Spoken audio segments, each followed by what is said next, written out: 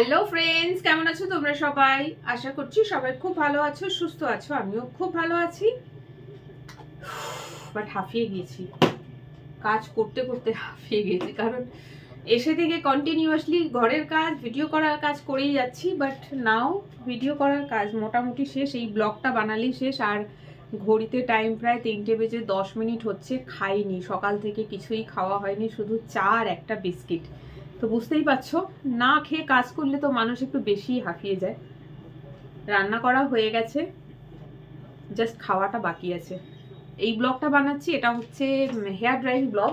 আমার কাছে রিকোয়েস্ট এসেছিল, হেয়ার ড্রাইং ব্লগ তো আমি বানাই না, তোমরা জানোই, কারণ ওরা চুল ভীষণভাবে ড্যামেজ করে। আর ভিজে চুল গামছা দিয়ে ঝাড়া মানে ওতে অনেক চুল ভেঙে যায়, চুল তো নরম থাকে সেই সময়। সেই জন্য আমি এই ভিডিওটাকে মেনলি অ্যাভয়েড করি, করতে চাই না। কিন্তু কিছুজন আছে যারা বারবার করে রিকোয়েস্ট করে হেয়ার ড্রাইং ব্লগ দাও, একটুখানি বানাও হেয়ার, একটুখানি হেয়ার ড্রাই করো, 1 মিনিট হেয়ার ড্রাই করো। 1 মিনিট হেয়ার ড্রাই করা হয় না, আমি 2 থেকে 3 মিনিট জাস্ট হেয়ারটা একটুখানি ঝেড়ে ব্লগ কমপ্লিট করে দিই। আজকে সেটাই করব। তো স্নান করে রান্না বান্নার কাজ করছিলাম, আর মুখে ক্রিম ট্রিম কিছুই লাগানো হয়নি। এখন দেখছি হাত পা পুরো টান ধরছে, মুখটা টান ধরছে, তো একটু ক্রিম লাগালাম। এটা ল্যাকমি পিচ মিল্কের ডিব্বা, বাট এর মধ্যে আছে মামা আর্থের কোল্ড ক্রিম।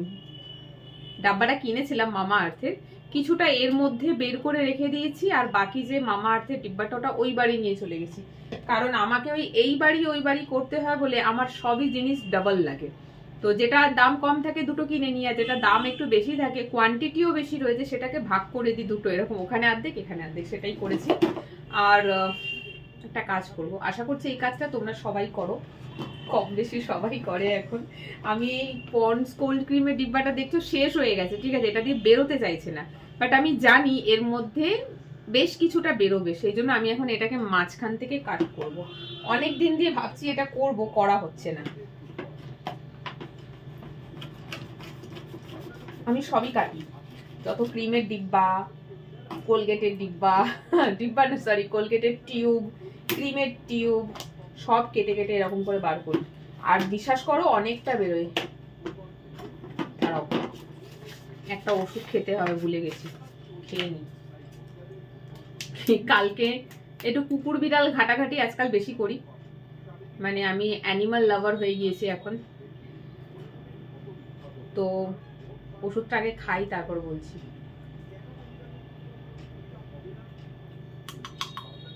এটা হচ্ছে একটা হোমিওপ্যাথি ওষুধ, লিডাম পাল 30, লিডাম পাল 30। এটাই কুকুর বিড়াল আছড়ে টাছড়ে দিলে, কামড়ে টামড়ে দিলে তখন খায়। আর আমার হয়েছে অ্যাকচুয়ালি বিড়ালে আছড়ে দিয়েছে। এই দেখো, এই যে দুটো নখ দেখতে পাচ্ছ, নখের দাগ। ছোট্ট একটা বিড়াল ছিল, কাজে ঢুকছি, দেখে এত কিউট লাগলো, আর ওরা যে মাও করে ডাকে না, উফ কি যে ভালো লাগে আমার।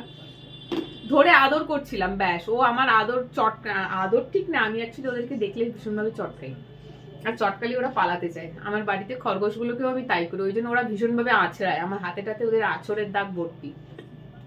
তো খরগোশ আছড়ালে কোনো ইনফেকশন হয় না। একবার এরকম আমার ছেলেকে খরগোশ কামড়ে দিয়েছিল, রক্ত বেরিয়ে গিয়েছিল, ওকে শ্যামবাজারে নিয়ে গেছিলাম হসপিটালে, একটা সরকারি হসপিটাল, কি হসপিটালের নাম মনে নেই। তো ওখানে দেখে ডাক্তার বললো যে র্যাবিট বাইটে কোনো ইনফেকশন হয় না, একটা টিটেনাস নিয়ে নিয়ে হয়ে যাবে। বাট কুকুর বিড়াল ইঁদুর আছড়ালে বা কামড়ালে কিন্তু ইনজেকশন নিতে লাগে। বাট আমার এটা কি হয়েছে জানো, আমার না ব্লাড বেরোয়নি, জাস্ট ছিলে গেছে, ছিলে পরে ওই জায়গাটা একটু জ্বালা করছিল আর একটু লাল হয়েছে, ব্লাড আসেনি। বাট ওষুধ দোকানে যখন কালকে টিটেনাস নিতে গেলাম, তিনি বললেন একবার ডাক্তার দেখিয়ে নাও, বলা যায় না ওরা সাজেস্ট করবে ইনজেকশন নিতে হবে কিনা। তো আমার আজকে যাওয়া হয়নি, ভেবেছিলাম আমি হোমিওপ্যাথি ওষুধটা খাচ্ছি লাগবে না, বাট না যেতে হবে। সো আজকে আর গেলাম না, কালকে যাব। ওষুধটা ওই জন্যই খেলাম, আজকেই কিনেছি। তো এই যে দেখো ডিব্বাটা কাটলাম, কত আছে এর মধ্যে। তো তোমরাও আমার মতনই হয়তো ক্রিম ট্রিম শেষ হয়ে গেলে এইভাবে কেটে ইউজ করো, আমিও করি, দেখবে কত বেরোবে এখান থেকে। এই দেখো এরকম এর মধ্যে আরো রয়েছে, তো পুরোটা তো আমি ইউজ করব না, এত লাগবে না। এটাই আমার এখন 2-3 দিন চলে যাবে।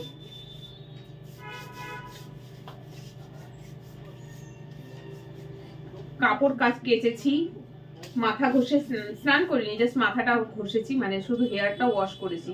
আর এখন তো শীতকাল, তেল সাবান, এই তেল বলছি, শ্যাম্পু সাবান সার্ফ এসব ইউজ করলেই না স্কিন টান ধরে। নর্মালিও স্নান করে বেরিয়েছে, হয়তো সাবান মাখনি, তাও দেখবে স্কিন টান ধরছে। তো একটু ক্রিম না লাগালে নয়, ওই যে অল্প লাগালাম। আর আজকে আমার হাত পুরো ব্যথা, এখানে টিটেনাসের ব্যথা, আর এদিকে তো এমনিই শোল্ডার পেন আমার আছে। আজকে সেই জন্য জিম যাইনি, কারণ ডান দিকে ব্যথা, বাদিকটা দিয়ে বেশি করি। আজকে তো দুটো দিকই ব্যথা, তাই আজকে আর জিম যাইনি। কালকেও মনে হচ্ছে জিম যাওয়া হবে না, এই সপ্তাহটা পুরো অফ হয়ে গেল। পুরো না, 3 দিন যাওয়া হলো। যাই হোক, চলো এবার একটু পায়ে লাগাই।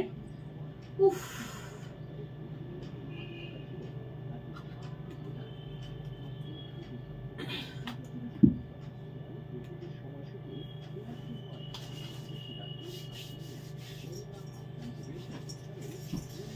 এই জন্য গরমকালটা আমার বেশি ভালো লাগে। গরমে ঘেমে যাই ঠিক আছে, বাট গরমকালে এই আলাদা করে স্নান করে উঠে মুখে ক্রিম লাগাও, হাতে পায়ে ক্রিম লাগাও, এই ঝামেলাটা থাকে না।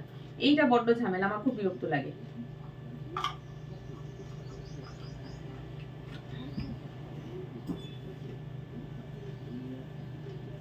এই ক্রিমটা তাড়াতাড়ি ইউজ করে নিতে হবে, নইলে হাওয়া লেগে না শুকিয়ে যাবে, ড্রাই হয়ে যায় পুরো। ক্রিমের ডাব্বাটা যেহেতু কাটা হয়ে গেছে, তো এর মধ্যে তো এবার হাওয়া ঢুকবে, দিয়ে পুরো শুকিয়ে যাবে। তো এটা আজকালের মধ্যে পুরো এটাকে ভালো করে ইউজ করে ডিব্বাটা ফেলে দেবো। তো তোমাদেরকেও বলছি, যারা এরকম করে ডিব্বা ফেলে দাও, অনেকেই আছে ভাবে যে, আমিও আগে ভাবতাম, লোকে কাটছে দেখে হাসতাম, কি কিপটারে বাবা, এরম বলতামও যে কি কিপটারে বাবা কেটে ইউজ করছে। কিন্তু না, একবার কাটার পর বুঝেছি ভেতরে কতটা থাকে। এই তো কিছুদিন আগে আমার ছেলে ক্রিম লাগায় মুখে, ক্রিম শেষ হয়ে গেছে, আমার কাছে শেষ হয়ে গেছে, এনে দেবে। আমি এটাকে কাট দেখবি, এর মধ্যে থেকে যা বেরোবে তোর আগামী 1 সপ্তাহ চলে যাবে। সিরিয়াসলি ওকে আমি কেটে দেখালাম কত ভেতরে ক্রিম রয়েছে। তো এগুলো করা একদমই বোকামো হয়, আমরা আমাদের পয়সাই নষ্ট করি। এটা কতটা রয়েছে, এইটা খালি করে দিলাম, এর মধ্যে অনেকটা আছে। তো আমি এখন যেটা করব দেখো, যাতে হাওয়া লেগে বাকি ক্রিমটা নষ্ট না হয়ে যায়, তার জন্য একটা টেকনিক। ক্রিমগুলোকে সব আগে এক জায়গা করি। ওকে, মাথা ঘুরছে আমার ক্লান্তির চক্করে।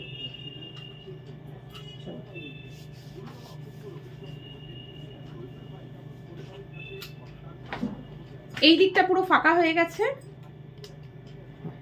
এই দিকটা পুরো ফাঁকা। এবার এর মধ্যে ক্রিম আছে, আমি কি করব, এইটা এর মধ্যে ঢুকিয়ে দেবো। ঢোক, উল্টো কি না, ঠিক আছে। এটাকে ছোট্ট করে মুড়ে, হাতটা তেল তেল হয়ে গেছে, যাচ্ছে ভিতরে। উফ, কি পরিশ্রমের কাজ রে বাবা, হচ্ছে না।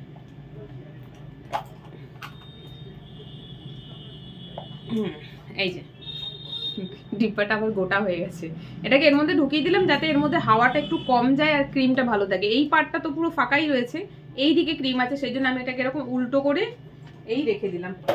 ব্যাস, এটা আমার আগামী আরো 2 দিন চলে যাবে, যা আছে 2 দিন চলে যাবে। তো চলো, মাথা থেকে গামছা খুলে যাচ্ছে কারণ চুল প্রায় শুকিয়ে গেছে। আমি এবার হেয়ার ড্রাইংটা করি, আর বেডরুমে হেয়ার ড্রাইং করবো না, কারণ হেয়ার ড্রাই করলে ভীষণ চুল ঝরে পড়ে। কিচেনে চলে যাই, চলে এসো। চলে আসলাম। এই যে লাল শাড়িটা দেখতে পাচ্ছ, লাল শাড়িটা বাদ করে দিয়েছিলাম, পরবো না বলে বাতিল করে দিয়েছিলাম। বাট আজকে একটু আগে যে ভিডিওগুলো করছিলাম, সেটা পার্পল কালারের শাড়ি পরে করেছি, তোমরা দেখেছো ভিডিওটা। ভেবেছিলাম ওই ভিডিওটা, মানে ওই শাড়িটা পরেই ব্লগটা করবো, ফের ভাবলাম যে একই শাড়ি পরে 2টো ব্লগ হয়ে যাবে, চলো চেঞ্জ করে নি। তো আলমারি আর খুলিনি, এই শাড়িটা যেহেতু বাতিল করে দিয়েছি, তো বাইরের চেয়ারের ওপরে রাখা ছিল, তাই পরে নিলাম। কেচে টেচে একদম বাতিল করেছিলাম, কারণ যাকে দেবো তাকে তো আর পরা শাড়ি এইভাবে দেওয়া যায় না, তাকে শাড়িটা দিতে গেলে কেচে পরিষ্কার করে দিতে হবে। তো পরিষ্কার করেই রেখেছিলাম, বাট দেওয়া হয়নি, পরে দেব, আবার কাচতে হবে তখন।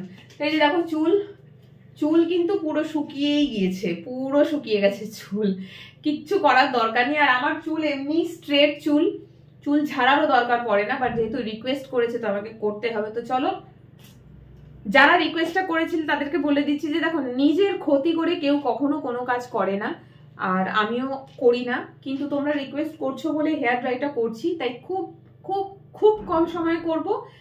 আর কি একটা বলতে যাচ্ছিলাম, চুল হেয়ার ড্রাইংটা অ্যাভয়েড করি, কারণ ভিজে চুল যত ঝাড়বে তত চুল ভেঙে যায়, ঠিক আছে?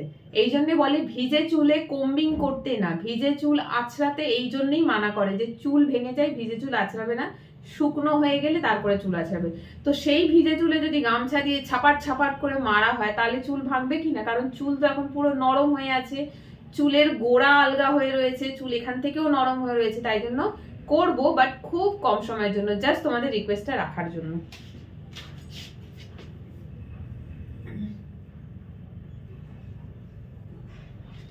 ওকে, শুরু করছি।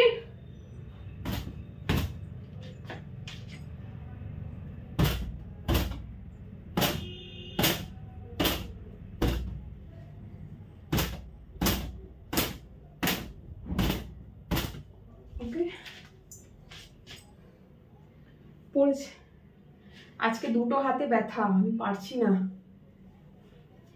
দুটো হাতেই তো ব্যথা, একটা হাতে তো থাকেই ব্যথা 12 মাস, আর একটা হাত টিটেনাসের, জানোই তোমরা টিটেনাস ইনজেকশন নিলে হাতে কত ব্যথা হয়। তো আজকেও চুল পড়েছে ঝরে, জাস্ট মাত্র 3টে কি 4টে। আজকে খুব ভালো করে হেয়ার অয়েলিং করে রেখে দিয়ে 1 ঘন্টা ওরকম করে হেয়ার ছিল অয়েলিং অবস্থায়, তারপরে সেইভাবে ঘর পরিষ্কার করেছি, আচ্ছা তারপরে কাপড় কেচেছি, সমস্ত কিছু করে খানিকক্ষণ একটু বসেছিলাম, 1 কাপ কফি বানিয়ে খেলাম, দেন হেয়ার ওয়াশ করলাম। এই যে সুযোগটা শীতকালে আমি খুব একটা পাই না, আমার খুব অসুবিধা হয়, বাট আজকে সেই সুযোগটা পেলাম, তো করা হলো। আর এই যে দেখো, দাঁড়াও গামছাটা শুকনো করে দিই,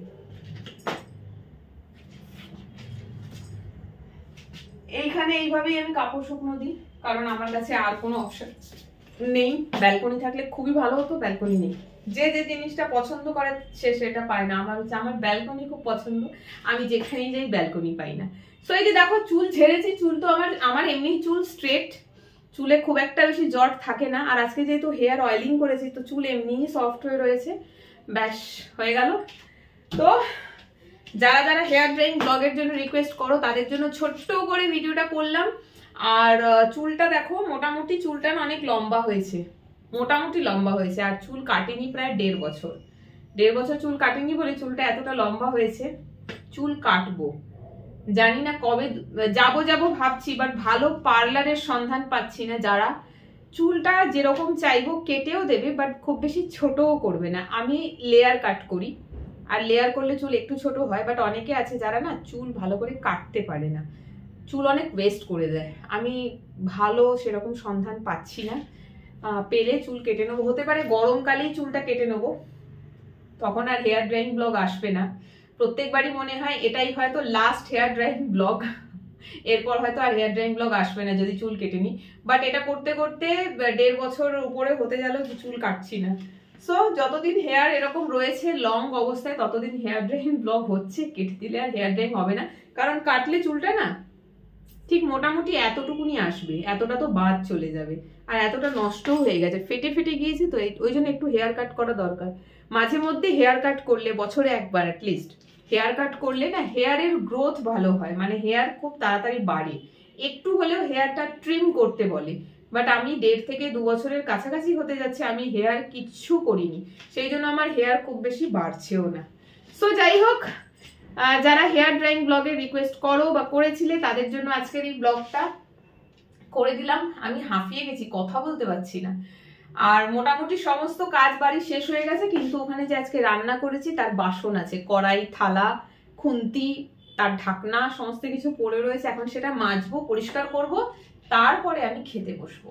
তো আজকের এই ব্লগটা এখানেই এন্ড করছি। তোমরা ভিডিওটা দেখো, কেমন লাগলো কমেন্ট করে জানিও। আর এটাও কমেন্ট করো, ভিডিওর শুরুতে যে আমি ক্রিমের ডিব্বাটা কাটলাম, কেটে ইউজ করলাম, তোমরা কারা কারা আছো আমার মতন করে এরকম কেটে ইউজ করো।